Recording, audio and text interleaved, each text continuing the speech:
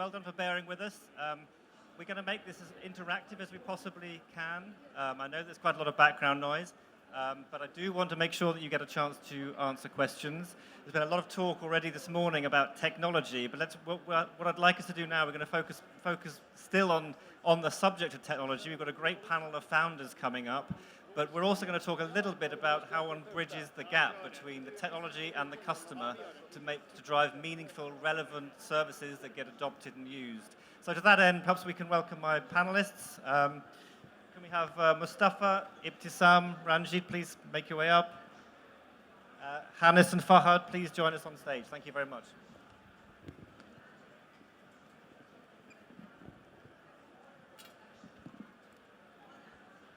Thanks, guys. Welcome. And welcome to Dubai for those of you that have flown in. Thank you.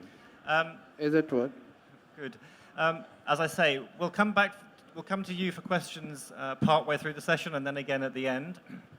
But perhaps we can just kick this off by really focusing on what changed over the last couple of years. The pandemic drove enormous adoption, didn't it? I think MasterCard put out a number that something like 9 out of 10 customers have used one form or another of advanced payment method over the last year. But one-time use is different to relevant services that get used and taken up and continually used. So how do we bridge those gaps? I think we'll start, if we can just start with you, Mustafa. Innovation and inclusivity. How do we drive... Not able to hear. I need closer. Sorry. Ibtissam, let's start with you. I've got the right panelist. You're Ibtissam, yes? Yes, sorry. No, because you said Mustafa first, that's all. Yeah, I was given a different... Let's start with you, Ibtissam. Come from quite a wide variety of roles. You're now a founder at Cashew Payments. What was it that drove you, down that route? And tell us a little bit about the experience over the last couple of years as we've seen massive take-up and adoption of new forms of payment methods. And of course, how has that changed in the last year now that we're out of the pandemic and we've got all these new customers that we're trying to serve? Thank you for having me. My name is Ibtissam. I'm the co-founder at Cashew Payments, and Cashew is a buy now, pay later company that provides alternative payment methods to users here in the UAE as well as in other GCC countries. How Cashew came to be, I come from a background of retail banking. I did product development, and while building digital lending products, we realized there was a gap in the market in terms of embedded finance, right? At the point of checkout, whenever user wants it, and in a seamless and straightforward way. And that's a challenge that still exists today in the UAE as well as in other GCC countries, in sort of accessing finance easy and straightforward in a digital manner. And that's what we set to do about 3 years ago. We started building products accessible to users. And obviously some of the challenges that we face is that users in this region were not really very familiar with digital service when it comes to lending, right? Everyone is used to the paperwork, filling forms, going to the bank, going to the teller, and all of that. And so there was a trust issue. So what we had to do is taking that in consideration while building products, having top of mind the users, and how can we create a secure and seamless journey. And that's what we've been doing till now, and the adoption actually is growing. We've seen the numbers of other buy now, pay later companies. Everyone says it's a very competitive space. Actually it is, but still also the adoption. The consumers are still utilizing the services, and the market share is still very small, even if we put all the buy now, pay later companies together, and that gives us an insight on how prosperous is the future, right? Because it means that consumers do want these services, and there's still space for everybody else to enter this market. But you mentioned, buy now, pay later, it's a competitive space. So I mean, how are you staying? I mean, I'm more interested really in how are you staying relevant, given that the Me Too era is over, isn't it? I mean, we've had a good run, even in this region, a good run at the venture growth at any costs method. That's clearly coming to an end. Even in the Gulf, that's coming to an end. So now it's more about staying relevant. So what are you doing to maintain and build that relevance, given that you're in a competitive marketplace? Sure. It's building product that the consumer wants. At the end of the day, it's all about the consumers. If you're building something that they're not going to use and it's not relevant to them, you're quickly going to die, right? So it's about looking at exactly what they need, and what they need is embedded financial products at the point of sale, right? When they need it the most. They don't. It's not a premeditated purchase. It's not a premeditated behavior, right? So when you are there at the point of sale and it's straightforward, easy, and quick, because these three subjects matter as well. When you do that, you're secured a place in the space, because the purchasing power is increasing in this region. So I don't think it's it's too early to dictate. I say the perception is that it's a competitive space, but actually in reality is not. Thank you, Ibtissam. I'm going to turn to our second co-founder on the panel, and then we'll come to you, Fahad, and to you, Hannes, from an ecosystem and a data point of view. Fahad, you were telling, Ranjith, you were telling me earlier about the biometrics cards that you sort of introduced about, I think, more than 10 years ago. You were saying, 15 years ago. Yes. Clearly, biometrics is still a journey that the payments world is on, even though it's 15 years on. We know we have biometric methods on phones and in other venues. Yes. Tell me a little bit about that. Tell us a little bit about that journey with biometrics, and how, I guess, really, how are you building the business case for biometrics, given that card payments with authentication sort of work fairly well. Customers are fairly comfortable with the more traditional authentication methods at the level of the card. Mm-hmm. How are you convincing issuers and different parts of the ecosystem that biometrics was going to be of value to them? Yeah, thank you, Simon, first and foremost. And I personally has actually launched the first biometric card outside US 15 years back. Still, the mass adoption has not been taken place due to various challenges, which includes customer onboarding and mass market adaptability in terms of the product pricing and quite a lot of other things happening around.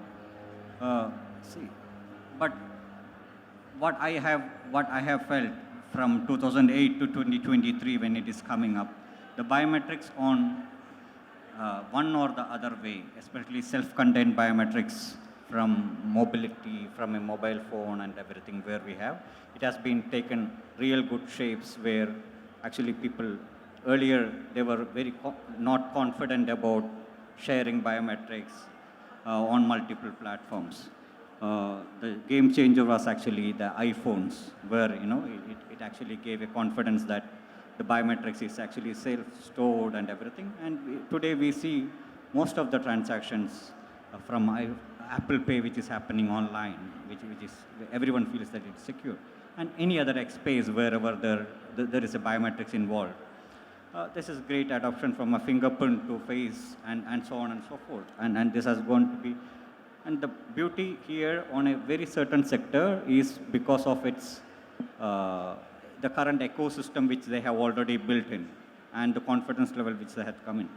Now coming back on a new product or an offline product, for example, a biometric card coming into the market, and where the strategic partners has to do the onboarding process and quite few other things. There are huge challenges in terms of infrastructure setting up and quite few other things. But I see you move out of the fingerprint biometrics or any others, the facial and everything. The customer onboarding has already been taken, especially from the pandemic days. You can actually open a bank account, or you can have anything within 60 to 90 seconds, where you scan your biometrics, you scan everything and you move in. So we see mass adoption happening in even from multiple, not only on payments and quite few other things, especially rural and urban sectors. So I'm very positive about it. Yeah. What would you say has been the uptake?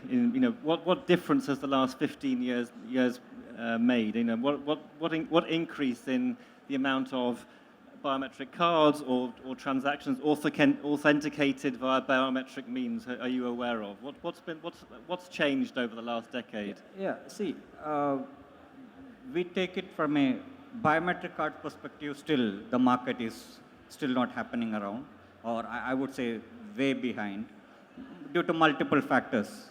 Especially the customer journey, customer onboarding journey is still tough.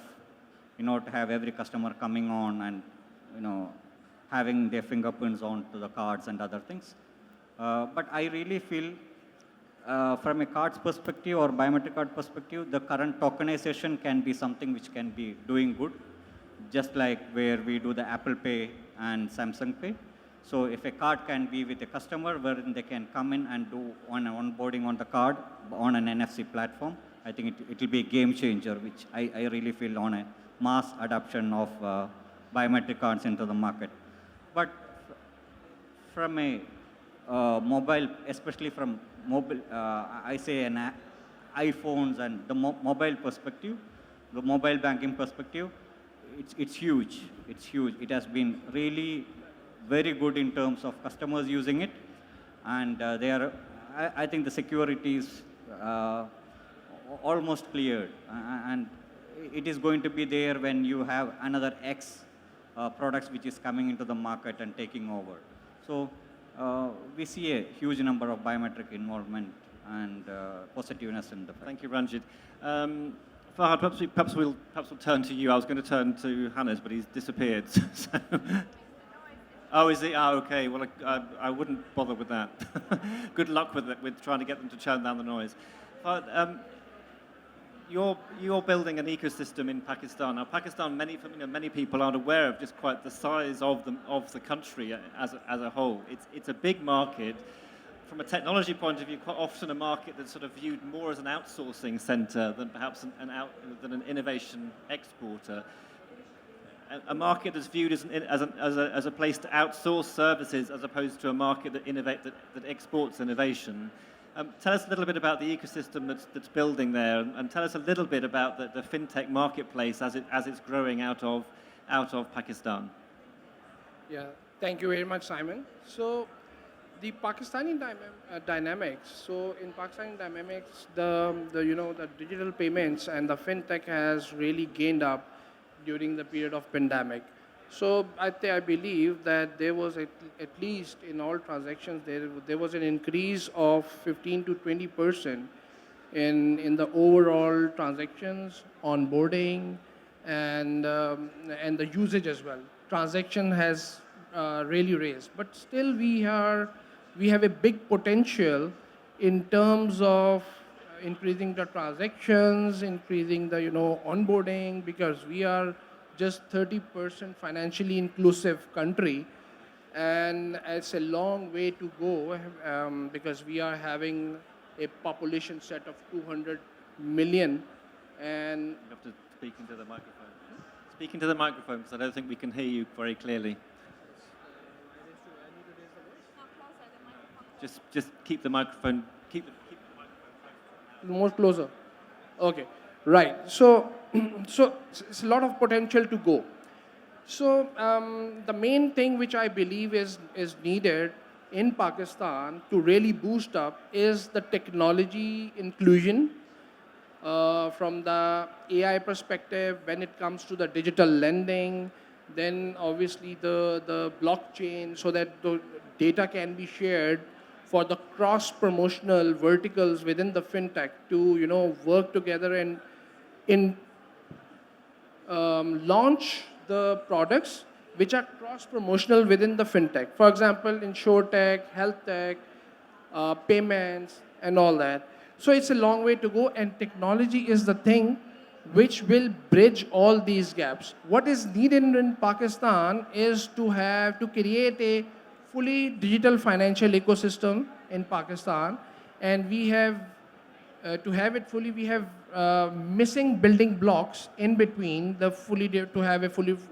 digital financial ecosystem in Pakistan, and I believe that is something where we need the solution providers to come in, and public and private partnerships which should be created to bridge all these gaps to have a fully digital financial ecosystem system in Pakistan. And this particular phenomena will really boost up the transaction set and the adoption of fintech in Pakistan.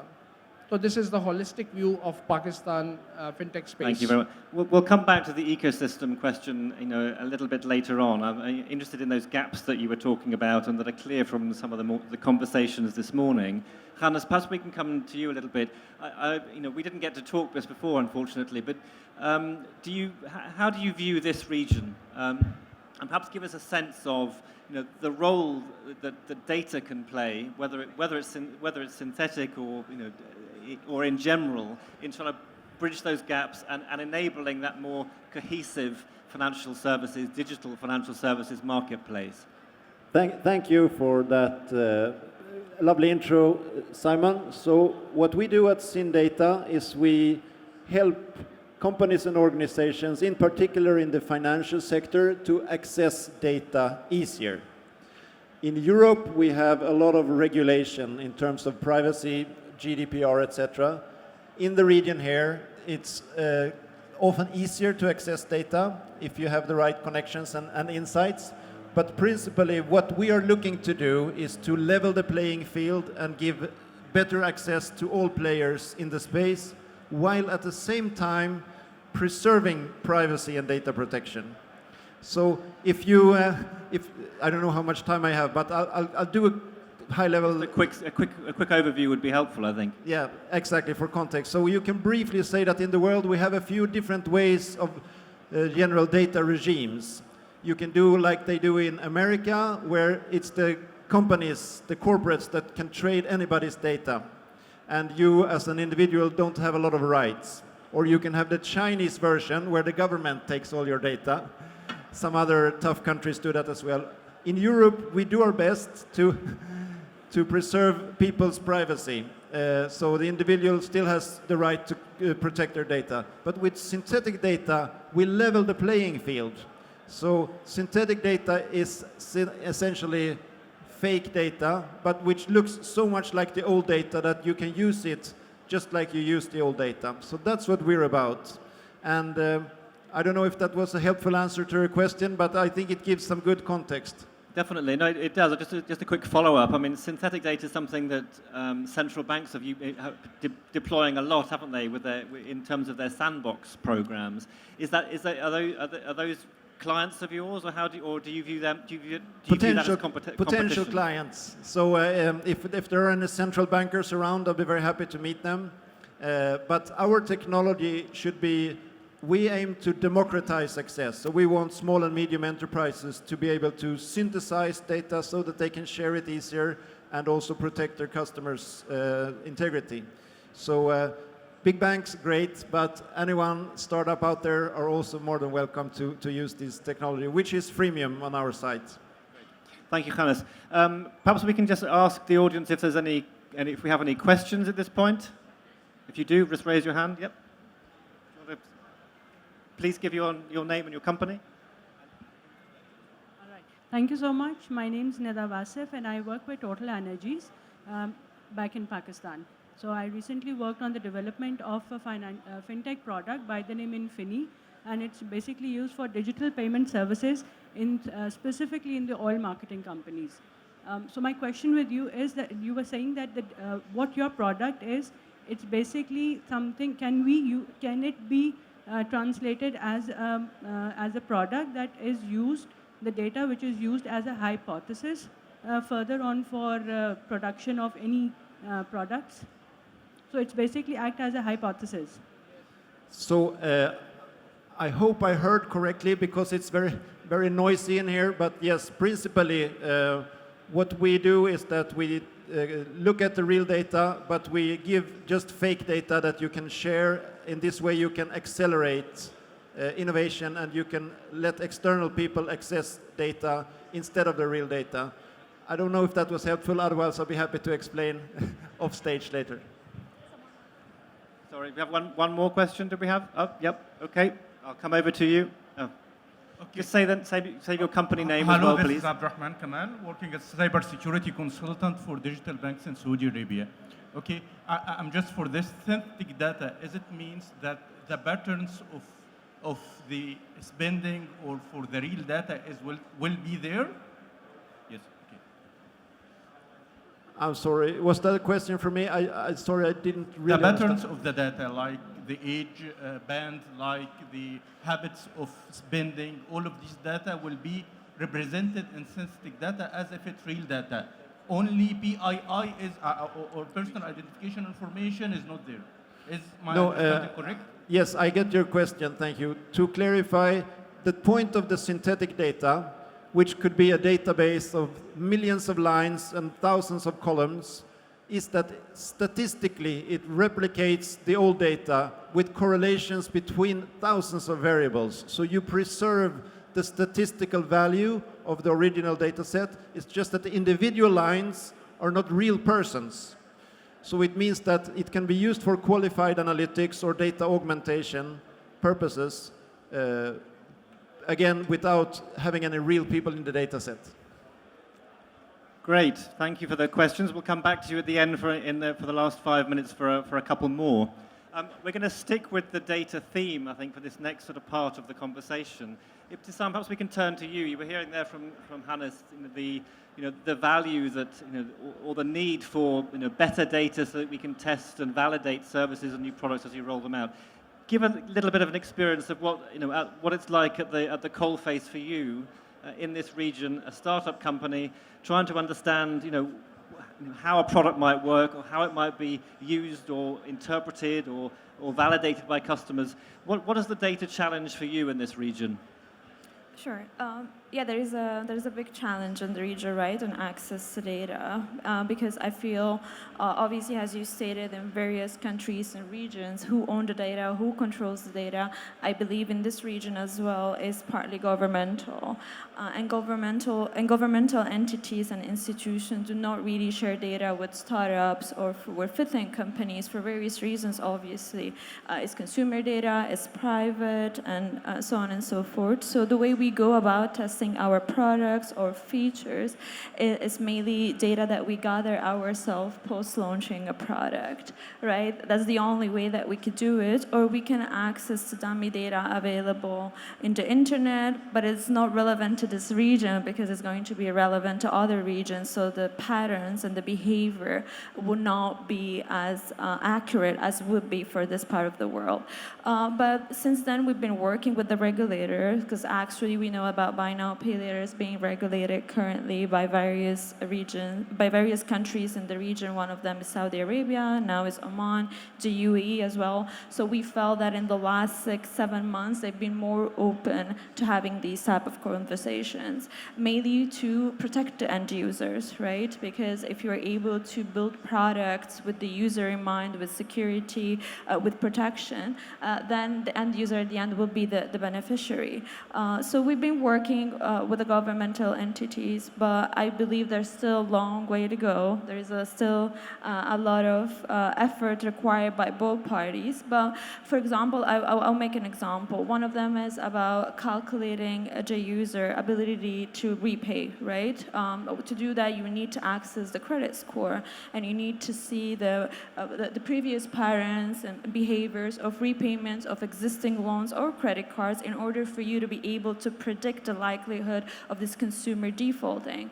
We couldn't do that before. So it was an ad hoc, it's whatever we thought about that consumer based on some other data metrics like age, for example, or income, for example, or the type of employer, but it was not accurate. So now we have the chance to do so. The regulator in GUE opened up, and we were able to integrate with the central bank and with the credit bureau, and now this is enabling us to make better decisions, and we have seen actual benefit of that, because now we definitely our default rate did reduce. We are accepting healthier consumers, and consumers on the other side are able actually to repay their loans because they've been accepted based on a certain parameter. So I think it's very important. It's still very, very early stages, but there is, I see the light at the end of the tunnel by partnering with governmental entities or whoever hold this data. I mean, the challenge, just a quick follow-up, the challenge in this region, of course, is that they're relatively small markets, aren't they? And as you kind of scale across, but they're small markets, but each market has its own sets of rules. Exactly. Tell us, what, at the business level, does that present something of a kind of monumental hurdle to you, especially as an earlier stage company? Of course, right? I mean, you look at the UAE, for example, has their own rules or regulation. Then you have Saudi Arabia, and then Oman, and then Qatar. It makes it very hard for us to scale, and scale at a certain, keeping in mind our balance sheet and so on and so forth, right? You'll have to spend a lot of money to adapt your products and your technology and your platform to each of these markets, even though you're offering a similar product, but the base will change, the legislation would change, and so on and so forth. And I think I forgot to mention another challenge as part of this region. Consider, for example, the UAE, locals versus expats, right? The local community is fairly smaller than the expat community.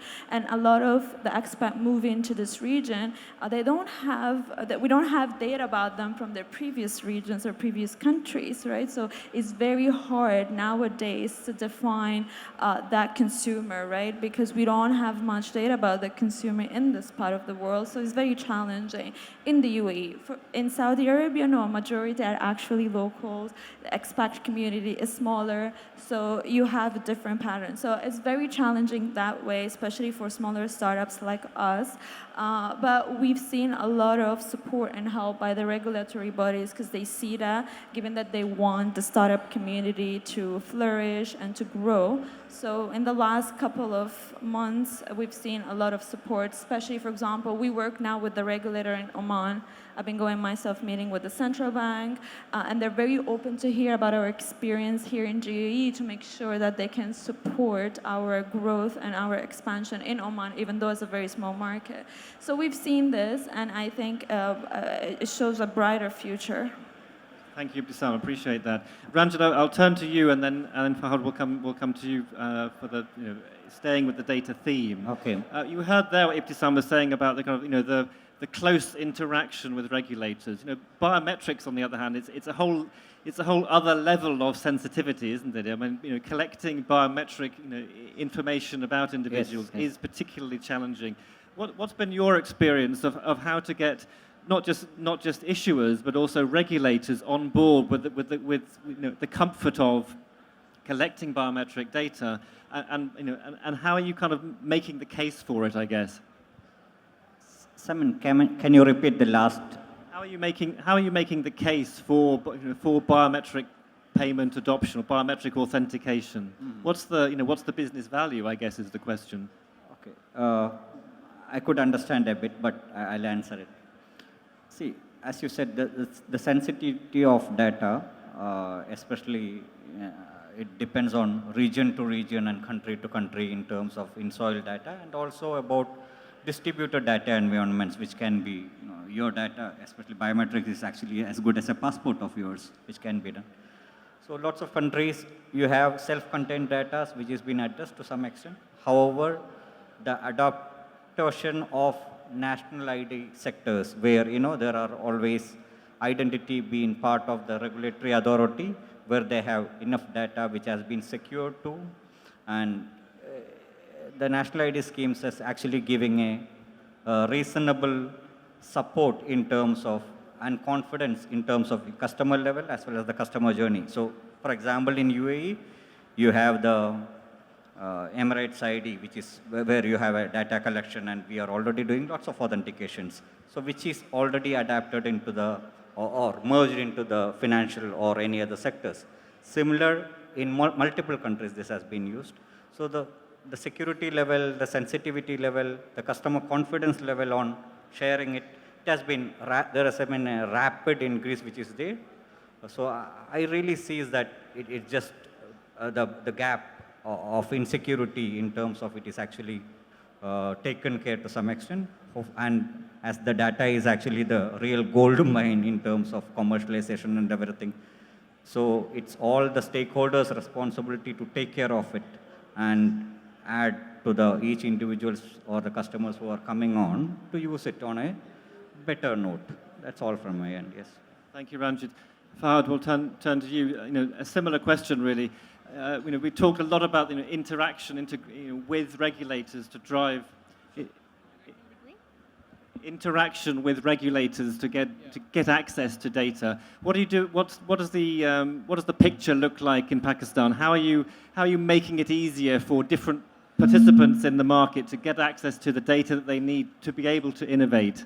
Yeah. So with respect to the data sharing and data access, I think a lot of things to be done in Pakistan, but nevertheless, the efforts have already been there by the regulators as well, with with a lot of discussions going on with the regulator for the access of data, because each and every organization within Pakistan as fintech, they are getting hold of data, and they are not sharing it, and which is one of the key.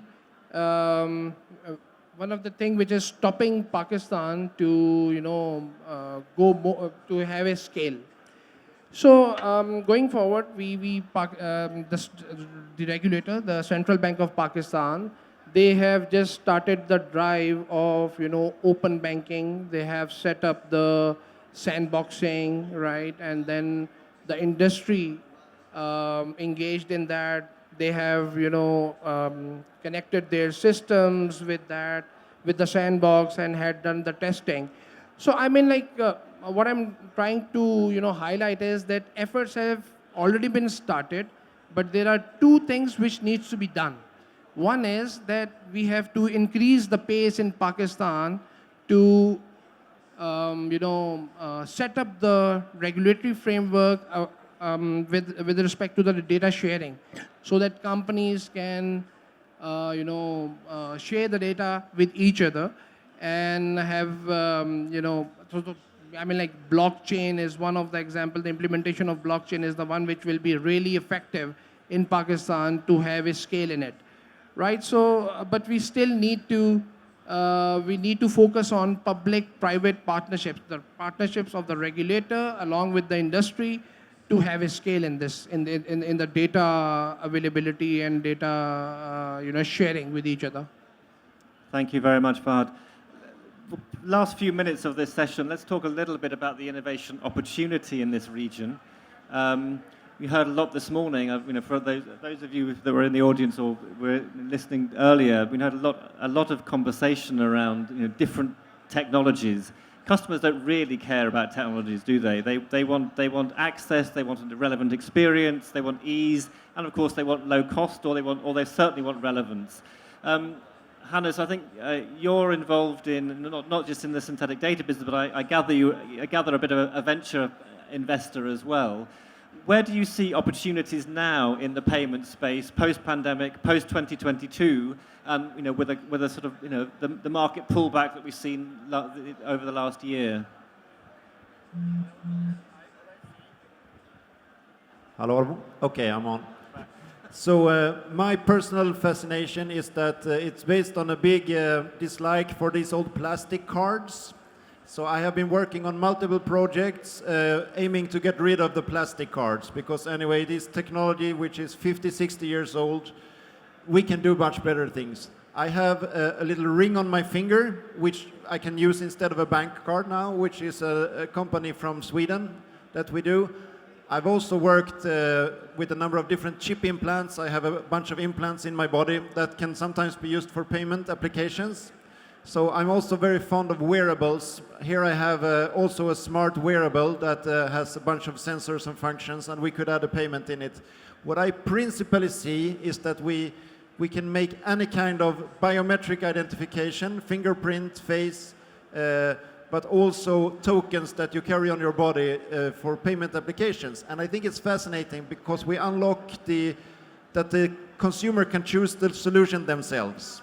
I know you guys know this very well, and you enjoy this. Yes, yes. So I just find this so fascinating to be able to add these functions to my clothes, to my jewelry. So Right. That was a good one, Hans. That was a good one. Yes. We've seen, like, just recently, like, there was a fashion show during Paris Fashion Week where actually models, well, Naomi Campbell was one of them, that was walking with this device where it's actually take pictures of whatever is around you and takes memory of them, and a memory bank of wherever you see it's saved in a cloud or whatever that is. And also the wearable where they actually record everything you say and everything that people around you say and make transcripts of that for you to save for future needs, whatever that is. So I see a lot of that coming also into play, but also I see the side of it that could be scary, right? Like there's these companies that are actually building these wearables or the software behind it that are actually with you in your daily life. And then how about privacy? A lot of users are concerned about privacy. And I actually want to ask you a question, like how would you go about privacy? What's your thought process? So I'm a privacy fighter and advocate, which is why I think we should always use privacy by design in whatever technology we design. Make sure the user controls the data, especially if you make it into an implant, right? So then you need to have very high hygiene standards. So yes, without going into too much detail, I do this because I want to improve privacy. We all know that technology can be used for good things or it can be used against your interests sometimes, right? So keep those things in mind. So one question, like what do you think are the prerequisites, right, to introduce these devices and advanced payment methods? So what are the building blocks on which this new technology will stand?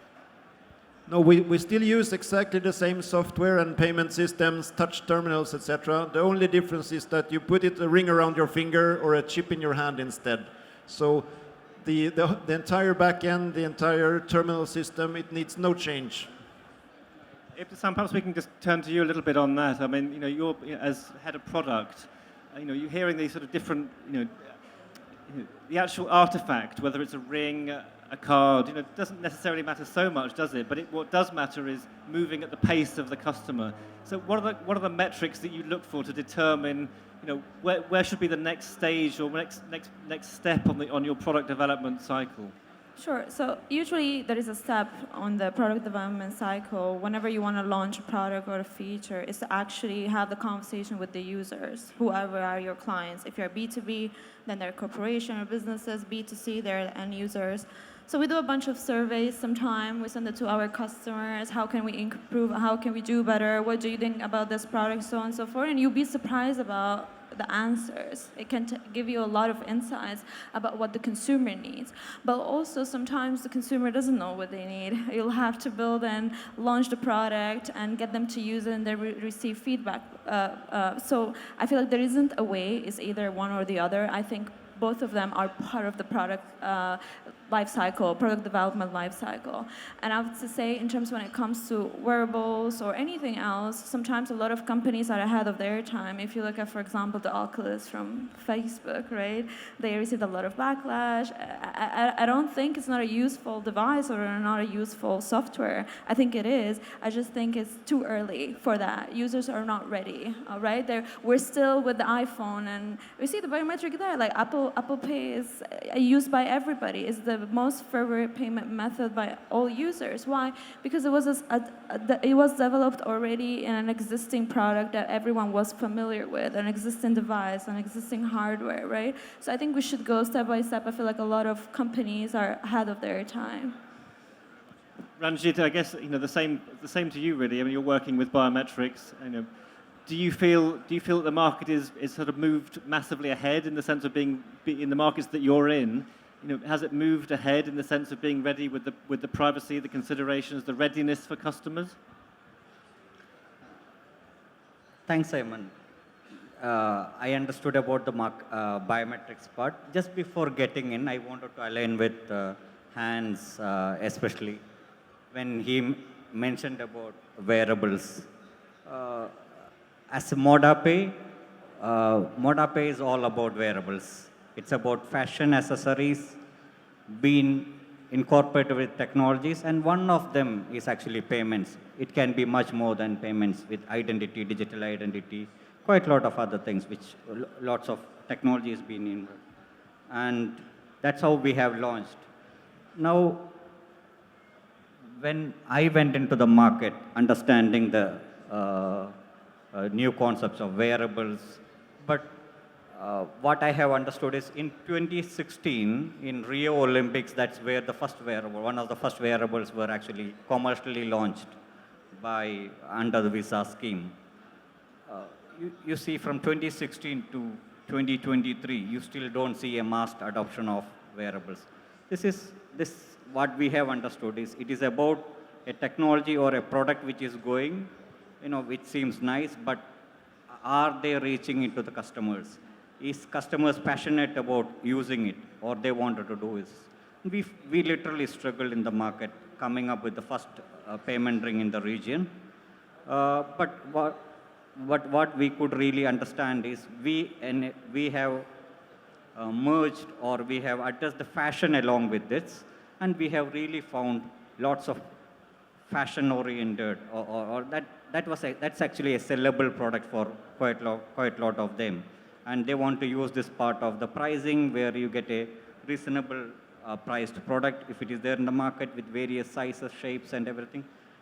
We currently represent around hundreds of products, and where it can be part of daily wears and quite a few other things.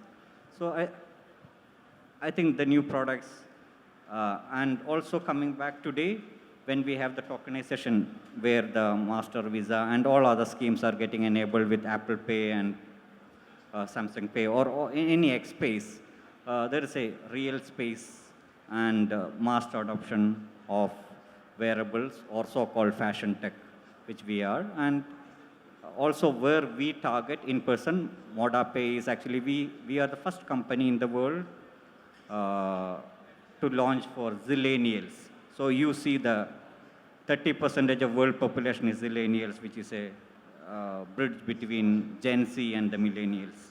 And they are going to lead the fintech or payment industry for the future. That's from my end. Yeah. Thank you, Ranjith. Just to turn to you just quickly, and then we'll come back to the audience for questions to close off. Do you get a sense? Where is Pakistan on this journey of putting the pieces in place for privacy, for regulations, to drive take up and trust in these new forms of payments and new types of tokens or authentication methods? What's left to do in Pakistan? So, although the dynamics are such that it's growing, but there are certain things which we really need to which really need to be sorted out.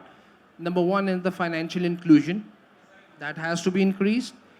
Then obviously, frictionless payment mechanism and the front-end instruments, payment instruments needs to be floated into the market. So a lot of room for the new technology, but obviously there are some prerequisites which we really need to look at. And obviously, if we see the building blocks to have a fully digital financial ecosystem in Pakistan, we are still missing with the main components which will create the fully digital financial ecosystem in Pakistan. So introduction and induction of the advanced technology is very much needed in Pakistan to be introduced. But obviously, with this, we have to focus on the financial inclusion, and we have to see that what are the key pillars which will really increase the financial inclusion. And then I believe the advanced technology comes in, because in parallel with these two, the regulatory framework, with this building blocks, and with the adoption, this will really increase the overall adoption of the consumers in Pakistan. So we are in need of having a new technology which should bridge the missing blocks from the fully digital ecosystem. Thank you very much. Just have time for one final question. Do we have anybody from the audience that wants to ask our panelists? Yes, we have a lady here. Here. Just please say your name, your company name when you speak, please. Hi, it's Rana Sharqawi, Head of Data Analytics from EFG Holding. I wanted to ask a question from earlier part for Mr. Hans regarding the data part. You mentioned that you got like synthetic data that you help organizations train their models based on it to capture and conduct statistics based on their use case.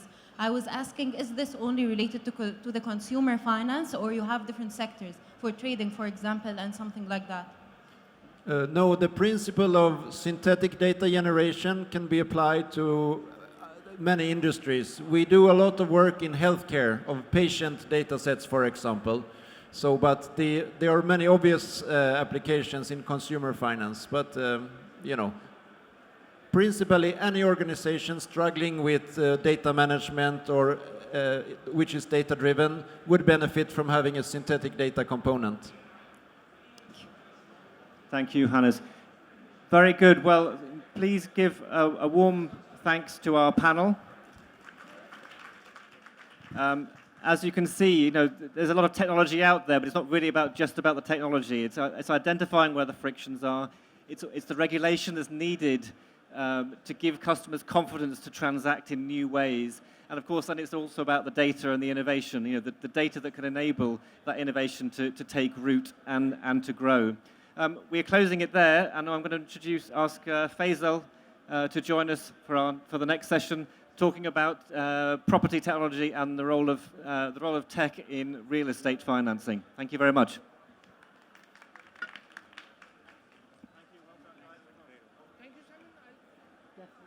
Definitely noise at the beginning. Well done. Good job. Well done, Hannes. Keeping it together.